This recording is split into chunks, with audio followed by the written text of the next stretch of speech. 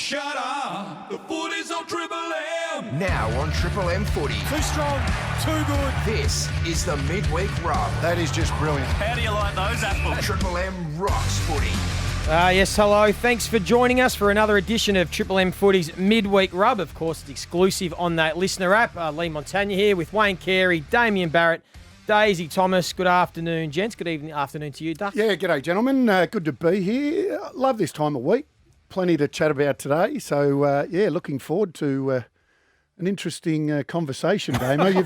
You've got some big stuff. Have I? Haven't you? Yeah, I do. Always try to bring something to the table. And look, I think the change in fortunes of certain clubs are being based around injuries, aren't they, Joey? And there's no bigger name than Paddy Dangerfield when it comes to AFL at the moment. And he's going to miss some games with a serious ankle injury, which we'll touch on in a few moments. Yeah, and you broke that story yesterday, Damo, so all over that. Well, Duck, you're chalk and cheese from last week. Last week you came in freshly shaved in your suit. You look a bit scratchy today, mate. You've even got a bit of stubble, a bit of grey in the stubble A there. little bit grubby today. I've been helping a mate move some boxes. So you can't wear a suit doing that. No, fair enough. How are you, Days? I'm very good, mate. Just one out, one back. Getting it done. Wearing your nice pink shirt Yeah, today. I've also been helping a mate move some boxes. Would you just love to tail duck for even 24 hours? Well, there's been a think few I said- news outlets that have done it from time to time. I think I said this, the Amazon documentary series. Imagine just an Amazon. I think they're doing a Warney. Has that come out, the Warney documentary yet? The Amazon following Shane Warner. And I'd love to follow a little Amazon documentary of Duck for maybe 6 months and just see what his day's like, what he gets up to. Very quiet. Yeah. I don't think the cameraman or camera person would be able to keep up. Very busy. Hey, back on to Paddy Dangerfield. As you said, you broke the story yesterday. First game back after a 3-week suspension. It's big news because the Cats they're just going, Duck. I think they're doing what they need to do at this stage. But the news on Patrick Dangerfield, Damo, what's the latest and what are we expecting? So it was the knock that he sustained in the collision with Kyron Hayden of North Melbourne in the third quarter on Sunday. He was treated immediately, attempted to come back on, missed most of the rest of the game. Said post-match it was a tweak. We learnt yesterday officially that it's quite serious. Yeah. There's still a few schools of thought, even as we speak today, and as we speak, we haven't got official resolution, but there is one school of thought that it's a 10 to maybe even longer week on the sidelines type of injury. We know Paddy. We know he plays regularly hurt, played 271 games of footy, often plays banged up, Duck, and his initial reaction, I've been told yesterday, was let's work through it. So somewhere in the middle is where it may unfold. Yeah, for a combative player, he hasn't had a lot of injuries, has he? He's had a pretty good run. He's played sore a lot, but hasn't missed a lot of That's what I long-term mean. injuries. For a player that plays in the manner that he does, he's had a good run with injury, hasn't Is he expected to go up to Sydney and see a surgeon? Is that your mail? I wasn't sure about the Sydney origins of the requirements there, Days, but again, it filtered through late last night that there was a requirement for some proper procedures, which I don't think he had his head around at that point in time. What would you suggest to Paddy Dangerfield, Daisy? Does he play and try and play sore and not be at 100% for 6, 8, 10 weeks? We know the impact that'll have on his training and those sorts of things. Or is it best for Dangerfield, where he's at with his career, where Geelong are at, have the 10 weeks off, whether it's surgery or rest, and really prime himself for the back end of the season and having a tilted a flag? Yeah, I think it depends on how bad the ankle actually is. Obviously, I had some pretty bad ankle injuries over my career and tried to soldier on through them a couple of times. And look, if your form starts to waver and your club's not going great, then the pile-on becomes massive, and he's a star. So if he's underperforming and the club at the minute they're not going great, I guess the decision they're weighing up is if he takes 12 weeks off and they're going how they are, is that a hole too big to be filled? Yeah. But, I would be in the camp that if it is serious, take the time off, get yourself right, and hope that the plan goes as they've sort of come to, will be better by the end of the season, and he can have a real impact come finals time. Joey, to your point, he has regularly played hurt. Yeah. He played hurt last year when he secured an 8th All-Australian jacket with what was an OP/groin problem. And while there were times he was brilliant, there were other times he could barely walk during that course of the season. So that's the way he's wired, which gets back to your view on this. And you've talked in the past about playing through a period of time anyway with a hamstring where you probably shouldn't have, or you've got to rush back after a complaint, and it affects the rest of the year. Yeah, it does. It's interesting in hindsight with Dangerfield last year. We were questioning why he was spending more time at full forward. So, Dangerfield's played a lot at full forward. We find out now his groins were sore and he was struggling to run out games. It's a big one. I think personally, I think he's got to trust his team that they'll win enough games without him, that they're a good enough side to get into the 8. I think for Dangerfield, where he's at in his career, what he's trying to achieve, which is win a premiership, Duck, I would suggest, if I was giving the advice, but he's certainly not asking me, have the time off, get yourself 100% right, and have a tilt at your last 6 or 8 rounds of the season, be peaking at the end of the year with your team, and have one more crack at trying to win that elusive flag. No, I'm with you. I'm with you. And he's so professional in how he looks after his body anyway. You'd expect when he does come back, he'll be ready to go. Yeah, and we'll chat it later because we might be expecting Jeremy Cameron back, which might help Geelong's cause for a little while, and plenty of other injury news, and we'll touch on some other topics with you shortly. Damo, just quickly, I want to touch on AFLW, the awards last night. Congratulations to Bree Davey, Kiara Bowers winning the AFLW awards. They tied it. Duck, it was actually quite an interesting count for those that did tune in. Bree Davey was in front a long way out, and she didn't poll the last 3 rounds of the year, and the other girls were all coming, and she held on. So well done to her. And congratulations to the Brisbane Lions too. That was an awesome effort by them. They'd lost 2 previous grand finals. No one really gave them a chance this year, but it was more of a champion team rather than a team of champions. And Craig Starcevich did a great job, the former Collingwood Premiership player. Absolutely. And I tuned into all the events that they happened before the actual game, Damo. I liked that it had a real grand final feel about it. Yep. I think all the other grand finals prior to that didn't have that real grand final feel. And I thought they did it really well. They had a breakfast, I think, or a lunch over there, Damo, in Adelaide. And we know, South Australians just love their footy. So I thought it was really, really well done. And so well done to the girls. Got a star for the entertainment too, G-Flip. She's a star, so that was cool.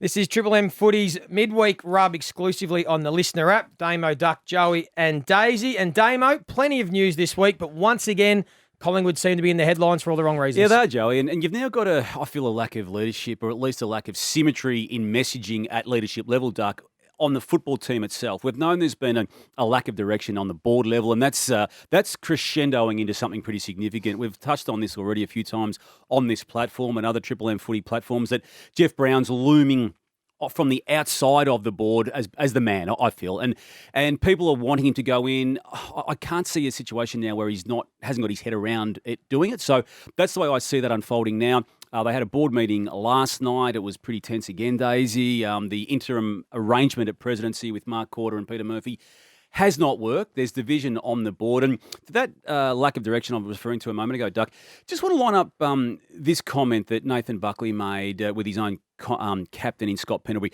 This is Buckley attempting publicly to obviously back his player Jordan De Goey, but also to deflect blame for why he breached the AFL rule when he picked up his phone. So this was quite bizarre the other night.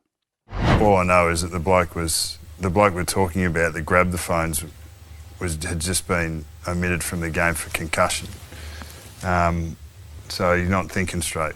So there's one reason, according to one leader of the club, and you go to the captain who's got a different view, and I think the better view to present publicly. I think if we get a warning, it's a little reminder, but if we cop a financial sanction, it's a fair warning to the whole league about that we shouldn't be doing that. I'm not too sure of what those guys did. I think they just sent a text back home just saying, letting their family know that they're okay, but obviously we know we're not allowed to do that. And I dare say that the whole competition now, that box will be locked right until the end of the game when you should be on it. Yeah, clearly an error, and I agree. I think what Pendle said is probably more closer to the truth than Jordan having concussion, because as we know, obviously Howe didn't have concussion and he happily took the phone. But I know the integrity part of it, and I know that the phones are completely locked up, but there's got to be someone would have had a phone that if they did want to bring their family, I assume, and you're able to make that phone call. Is that correct? Yes, Damo? there's 10 people at each club who are referred to as authorised device users. Now, it's a strange term, Daisy. That's what they are, and I reckon you're bristling with these rules as well. But rules are rules, and you've got to abide by them when it comes to integrity. Yeah, rules are rules, as silly as they are. The integrity of the game, and they're saying they could have gone off and bet or divulged some information, sensitive information. There's 7 cameras in the room showing them that they got their boots off, their shirts off. They're clearly not playing. That would have been talked about on the broadcast of what's going to happen, who's going to go forward. They're not texting people to go and punt on the game or anything like that. They're purely sending a message. Howe's got a pregnant partner at home. His history of his knee as well. I know when you go off the ground. I get all of that. But don't forget, Daisy, this club in 2019, Joey, had Jaden Stevenson on its list, not only betting on Collingwood matches, but betting on his own form and goal-kicking prowess within a game. Now, That's next level. Jeremy Howe was the person who raised it with the footy club at the time. And again, I don't want to really sheet home a lot of blame to Jeremy Howe here, but surely he had an awareness when Jordan De Goey gave him his phone that, hey, I'm not really meant to be holding this right now. He should have had a credit point. That's what he should have had. He brought it up to the attention of the AFL, the Stevenson stuff, so they should go, you know what, you are of good credentials. You should have a credit. Clearly it's a mistake, and I think it's just another reminder for everyone, obviously at football clubs not to grab their phone. They cop the fine and you move on. How's Bucks trying to sell it? That he was concussed. I don't think anyone bought that. No, he's normally pretty good, Bucks, but he slightly he's missed the mark concussed there. and he was just so happened to find the two correct phones. Your other old club, Daisy, Carlton, yes. they've also been in the news again for another really poor performance. And Damo, you've taken to some of David Teague's comments in particular post-match, the conversations that he's having in these press conferences and the message that he's selling to his fans. Yeah, Joey, sometimes it's a simple view. You refer to stats and numbers and measurements. The only one that matters is the win-loss and the score, the game, which creates the win-loss. And for David Teague to be referring to winning inside 50s, winning score involvements, winning scores, it just didn't wash. Ross Lyon's got I think a similar view, Joey. You and Dark speak with him on a Sunday, and he was pretty vocal on this aspect as well. So I think what the coach is pointing out, ball use, compared to what we're seeing from the outside, which is, I didn't see a desperate, hungry enough, combative team. I didn't really like it, but, everyone does it differently. And you're right, probably behind closed doors, but I still think you need to send the message that it was more than ball use. For your fans. 100%. Yeah, the press conferences these days seem to be as much about PR and the message you're sending your fans as it is answering the questions that you get given. Because I'm sure all the coaches, you can take any snippet and the coach can say, I was just answering the question I was asked. I think Ross Lyon's point was really valid in that the one snippet they're going to show of your press conference, you want to have a strong statement. And I think Ross is referring, I know he's referring because it was always with St Kilda, to the team's effort. He wanted to hear David Teague say, look, we did a lot right with our ball movement, but that doesn't matter. If our effort is not at 100%, at a life and death style, like we, are playing like our life depends on it, the rest doesn't matter. And that's going to be the issue that we are going to focus on during the week. That's the issue that we're addressing. And that's all that matters. And that would please the fans. They would sit back and nod their head and go, yes, Teague, we know at times the ball movement was good. We know at times you butchered the footy, but thank you, because that's what we're seeing. And I think that's what Ross was referring to, Doug. No, that's exactly what he was referring to. And he was very strong on it. Obviously, it went a lot longer than what the snippet we just heard there. And I agree. And David Teague probably is giving a stronger message behind closed doors about effort. Yep. But as Ross alluded to, I think the fans, I think they deserve more because they see what we see. Yeah, they're not silly. They're not silly when they're at the ground watching it or watching on TV. They're not silly with what they're seeing. To some extent, I feel a bit sorry for David Teague because he's inherited this list that's come from Brendan Bolton and under not just Brendan's fault, but they had the vision to play kids. So they were getting 50 games into your Zach Fishers, your Sam Petreski-Settons, Tom Williams. Harry Mackay. Those sort of blokes. So Mackay's the one who's come on, but the others, the effort isn't there for long enough, and that's purely on the back of the fact that there was no ramifications for poor performance when they were in their infancy of their careers. So that ability, games are won. You see a Richmond, they arm wrestle, they break you open in the last 15, 20 minutes. The ability of the younger Blues players who are now maturing into 50, 60, 70 games players isn't there, and they can't contain and sustain that message for long enough. But I think when you look at their list, though, Joey, when you look at what they have put together and the picks that they've had and then the players that they've got in from other clubs over the last few years, we all sat there and thought, okay, with the right effort and the right coaching, this is a team that could play finals footy. I certainly thought that. And now, and because of those things and because of what Ross was saying, what we're all looking at, they're not playing finals footy this year, Carlton. No, they're not. And you're ruling them out. They're not playing finals footy. Well, what they're doing at the minute isn't up to the standard to play finals footy. And I know Paddy Cripps has had a lot of the attention put on him as the captain. I sort of raised it this week that maybe Sammy Docherty needs to put his hand up and take some of that load off Paddy Cripps. Paddy Cripps is one who's trying to play his role for the team, probably above and beyond. But Docherty down there, he's a leader of that footy club. Their back line is the issue at the minute. It's not the midfield, it's not the forward line. Their back line is leaking goals horrifically, and he's a lot to blame for that. Just two other quick ones, Damo, with injuries. Buddy Franklin, that's such a shame because he looked sharp, didn't he? We got back to what we expect of him, the 5 goals. He's been back for 3 matches. He kicked 3 goals, and then 5 goals, and then copped the knock on the knee in the game, which has become bone bruising. He's out.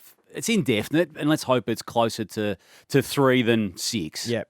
And Jeremy Cameron, last one, we expect him to play this weekend for the Cats. It seems this will be the unveiling of Jeremy Cameron as a Cat against West Coast. They wanted to obviously do it at home with Dangerfield part of the team, but that's looking very unlikely. Duck, I want to ask you, what are your expectations of Jeremy Cameron missing the first 5 weeks, coming into a new club? Do you think he'll hit the ground running? Do you think he'll take his time? What are your expectations of Jeremy Cameron? Well, it's an interesting one, isn't it? Because hammy, was it a hammy? Yeah. So it's Off-season hammy and then another second one. Yeah. It really is how much work you can put in. And I know that, there's swimming and there's bike and there's all sorts of stuff. And then there's an element, because it's taken him a little bit longer, Daisy, I assume that he's put in a fair bit of running over the last couple of weeks, especially, and that's built up. There might have been a slight setback too, which Bill Brownless has been all over. Yeah, right. Yeah. Look, you can't expect him to come into a new team and absolutely dominate. And I'm not a believer if you've got footy IQ and you can play footy. All this rubbish about it's going to take them time to connect and gel and all that. That's a load of crap as far as I'm concerned. I think if you can play footy, you come in and you adapt and you know where to run and where not to run, and you don't run into you don't run up their backside. You also don't run into their space. That's just footy IQ. So I think he has that. Yep. So I don't think it'll take them time to gel at all. But in terms of his form, I think we've got to give him a little bit of leeway. Yep. Tomahawk is also a very smart footballer as well. So it's not like you've got one who's a genius and one who's just a deer in the headlights. So I expect him to have a big impact early, but then it's sort of the second, third, fourth week of backing up where you struggle. Always Who's the biggest deer in the headlight you've come across, Dave? Whether it's an opponent or a teammate? And you can answer that question next week if you prefer some think time. I might have to create a list. How long does the show go for? I had some pretty good conversations with blokes at Carlton mid-game and just sort of got the old look back of like, I think there's what a are lot you talking about? I think if you went through every list, Damo, I think there's, if a really, really strong footy club, you might have 5 or 6 maximum that have really good footy IQ, and the rest they need their coach to tell them exactly where to go, where to stand, and what to do. And if you that's a lot of them. You go watch the footy on the weekend. Joe Blow in the stands can see the one where the game's unfolding in front of them, and he's like, "Oh, you've just kicked it to the opposition. Okay, what are you doing? Very good." This is Triple M Footy's Midweek Rub exclusively to the listener app, and it's now time for this. On the Midweek Rub, it's time for Duck Dive. I'm good from the waist down. Quick Five. Of course, you're referring to your bad shoulders, Duck. That's what you keep telling us. Hey, quick 5. I want your honest thoughts, boys. Jump in if you have a view. I asked you last week about Darcy Moore. Where should he play? Now that you've seen him have one game up forward and without Jordan De Goey and Jeremy Howe for Anzac Day, where do you believe he should play this week? He's got to go back to the back line. He can't play for it. And when he does, and everyone that said, he kicked 3 goals, which was the most for Collingwood, 2 of them were in the last quarter when the game was over.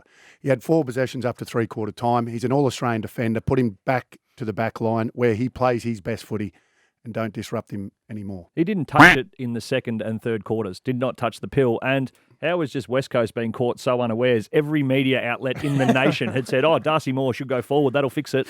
So Collingwood obliged. And what do you think? So how are they going to kick a goal on Anzac Day? And what do you think the Bombers? What do you think the Bombers forwards?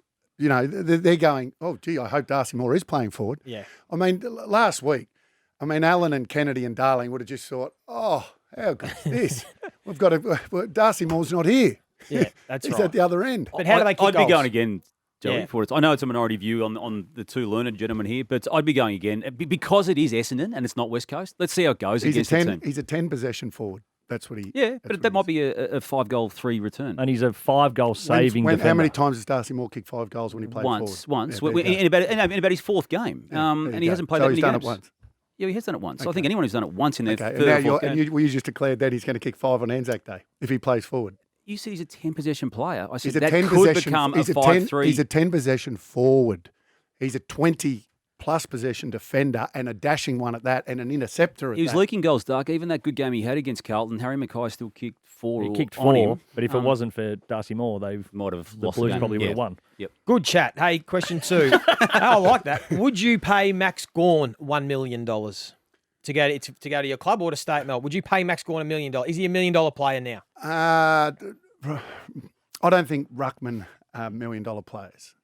And I'm a big fan of, he played, by the way, he was brilliant on the weekend, but I just don't think, and let's not forget, he's closer to the end than he is at 26. finish. So, yeah, he's a superstar, but no, not $1 million I wouldn't pay Daisy, you were all over there. Can he win the Brownlow? No, you're all over. Can he win the Brownlow? I think he can. He's been very, very good. Obviously, Petrarca's probably the one in the side at the minute that's taking votes from him, but he is a big man who sticks out. Look, can you pay a bloke who punches darts on the way to training $1 million? He used to. By the way, Maybe once, I think, Dave. we all forget that he had 2 knee recos before his he career did. started. It's been a remarkable career. I'm a fan, Joey. Not $1 million. 980. Save that for the Nine- like the real 980. 980. All right. I'm a big fan, though, of what he does around the footy club. He's obviously a really good leader. The boys love playing with him. You can see at the minute, I was knocking Melbourne. The gel and the synergy they've got at the minute is what's taking them above and beyond. Yeah, absolutely. Duck, question 3. Do you retract last week's retraction about St Kilda? Yes. They're cooked. You should have stuck to your guns. They're cooked. No, well, as I said, I got some very colourful feedback from all the Saints supporters. But then, to their credit, let me know that I might have been right. No, look, the Saints. The thing, Joey, and you're obviously Saints.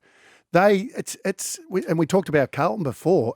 To me, it looks like their effort wavers from week to week. When their effort is at a really high level, they look like a very good team. When that effort isn't there, they look very ordinary. Yep.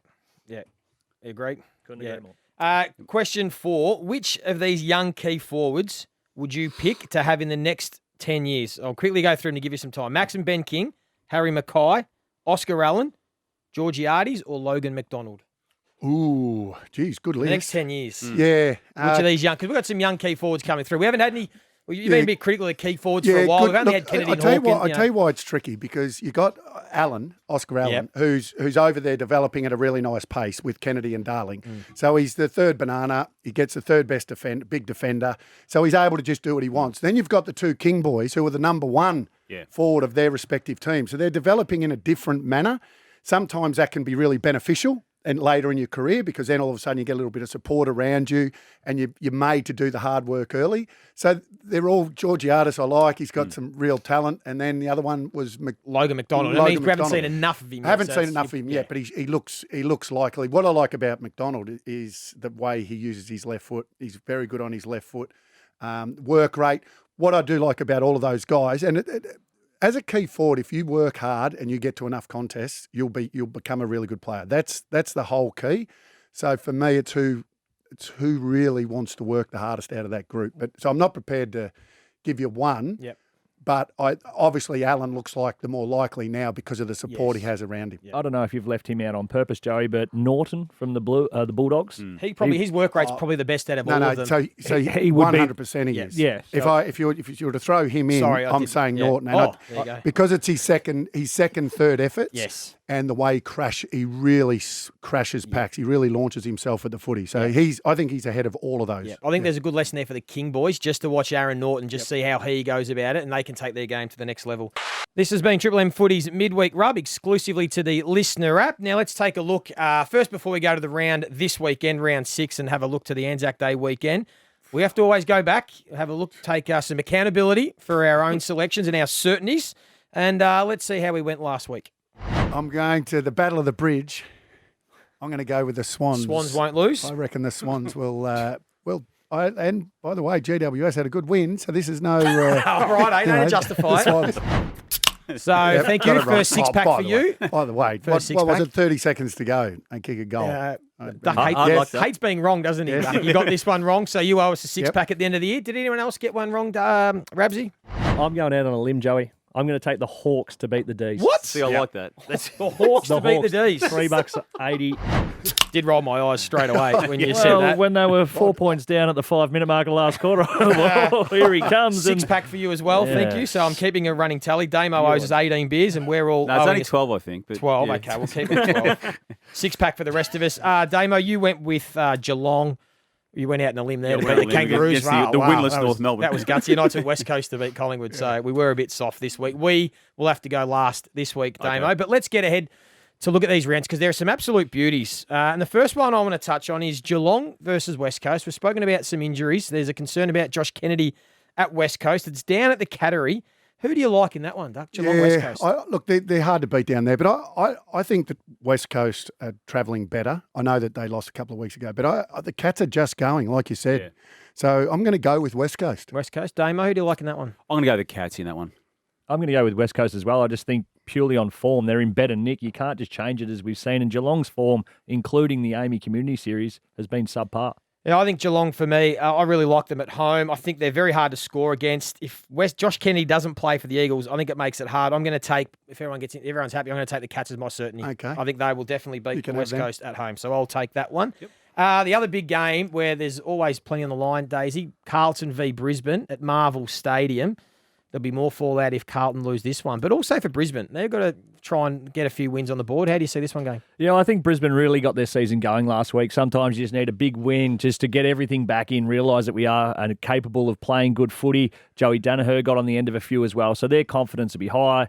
And for the Blues, it's just very tough to tip them, isn't it? It's, the expectation round 1, round 2, Richmond, Collingwood, they might be a chance, no good, and then they beat the two teams they should, and then last week they falter again. So I see this one playing out as expected, that the Lions probably win by 3 or 4 goals. And if you three guys are happy, I'm going to take the Lions as my certainty this week. If I can jump in there and do that for the same reasons Daisy said regarding the Blues, I just don't trust them against a team which is on paper better than them. Yep. Yeah, I like the Lions as well. I think they'll be too strong. Beautiful. Damo's got that as his certainty. The big one on Anzac Eve, Melbourne v Richmond, the two hottest teams in the competition, along with the Western Bulldogs. This will be an absolute cracker. Won it. Yeah. I think, as I said, Melbourne are the real deal. I don't necessarily think they have to win to prove they are the real deal. They can lose and still be legitimate. I mean, there's no disgrace in losing to the Tigers, but I think they'll take it right up to Richmond. I think this will be an absolute cracker. It'll go either way. I'll still say Richmond will win, but I still think after this weekend, we'll still think Melbourne are a legitimate real deal this year. Yeah, we're going to find out, aren't we, really, where Melbourne are at. I think if you look at them on paper right now, Richmond have got a couple, obviously, key guys out. Melbourne are travelling better. I think I might go out on a limb and tip Melbourne. Once again, I think they proved last week, that last quarter, because they were paddling, and to do what they did in the last quarter, I think will give them a great deal of confidence where they're at, and I think they can upset the Tigers and show the competition that they maybe are the real deal. I'm going to take Richmond as my certainty. Really? Okay, Yep. Richmond is the certainty. And Crazy. if Melbourne are competitive and lose by under 2 or 3 goals, I'll change my complete view on them. But I think just at the minute, they haven't beaten anyone. Yes, you can only beat who's in front of you. This is their biggest test. And I reckon the Tigers, they live for these sort of games. They'll be like, right, the new up-and-comers, come watch how the big boys do it. It's a massive one. The other big one is GWS and the Bulldogs on Friday night, because they have history, these two. Yep. Yeah. They don't really like one another. They And hate obviously each other. Leon Cameron being an ex, so there is some real history there. I'm going to take the Bulldogs as your certainty? my certainty. They are just humming along. And GWS have been brave the last couple of weeks, but not against the Bulldogs. They are flying at the moment. Damo, any chance while the Dogs are full of confidence up and about that they target Toby Green? They almost jump on the front foot. They've got long memories. They remember what he did to Bontempelli. Do you think while they're up and about, while they've got their chest puffs out, they might target Toby Green, or do you think they just don't worry about it and just play footy? Yeah, I think it's the play footy component. They've chosen to go into it that way. I think it disrupts their workings if they go down another path. And He likes it. He's a player that likes it. So if you don't poke the bear. But you've got to try and do something. He's kicked 5-5 and then 1 goal 7. They got him last time, if week, you recall. right? They got him in the home and away last year when it was the Giants who tried something a bit with trickery with the coin toss with Toby being captain, even though Canelio had just been appointed. So, look, I love it as much as anyone. I love it. The fact that it goes back to the 16 prelim final, then the Nick Haynes and Bontempelli issue of 219 duck, and then the Bontempelli targeting. There is real feeling, isn't real there? feeling. Yeah, good. And the last one, Anzac Day, of course. We've got to speak about that one. Collingwood v Essendon. Daisy, this is a big one. I'm going to go Essendon. I think without This is your certainty? No. My certainty was the Cats to beat the Eagles. But I think Essendon, Collingwood without Jordan De Goey and Jeremy Howe, I think they're two huge outs. Taylor Adams, who I think is their most important midfielder, also out. Yep. Collingwood, I don't know how they're going to score depending on where Darcy Moore plays. I think Essendon have been pretty good, and I think they'll step up Anzac Day, and I reckon they'll run Collingwood off their legs. I'm prepared to say if Darcy Moore plays forward, I'm tipping the Bombers. If he plays back, I'm tipping Collingwood. Okay, all right. What if he plays some quarters forward and some back? We'll come back to that one. What do you reckon? Quick one, Days? I think it's going to be a red-hot contest. I'm going to tip the Pies purely because I think they've got more to play for, and I know that's sort of a throwaway line, but if they lose this one, the Jungle Drums will be there. Jay-Z will be on Bucks' doorstep. And I'm tipping the Bombers. Tipping the Bombers. Oh, I've got it. Yeah, and you're presuming Darcy Moore will play forward then. Pies for me, Joey. Just I feel like and you've gone Pies as well. Yeah. All right. Well, it's been it's going to be another big weekend of footy. Looking forward to it. Some cracking games. Thank you for joining us again, boys. We'll be back to do it all again next week. And of course, don't forget you can listen to every game across round 6 on Triple M, starting with Friday night's grudge match between the Giants and the Bulldogs, live from 7 o'clock with Howie, Darce, Jason Dunstall, Nath Brown, Damien Barrett, Ash Chua, and of course on Sunday it'll be a triple header on Triple M.